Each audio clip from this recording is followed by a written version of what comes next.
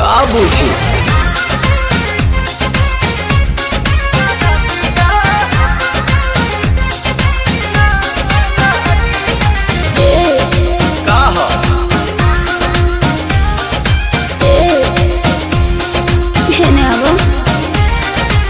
बैठलो सादावा से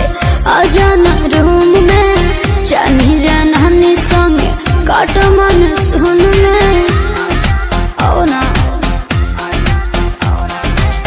बैठलो सादावा से आजाना रूम में जानी जानानी संगे काट मन सुन में हो चला कमर के भीतरे हमहू बानी हिटरे मजा तो के मिली जैसे आगी तो चप धन हो सरतिया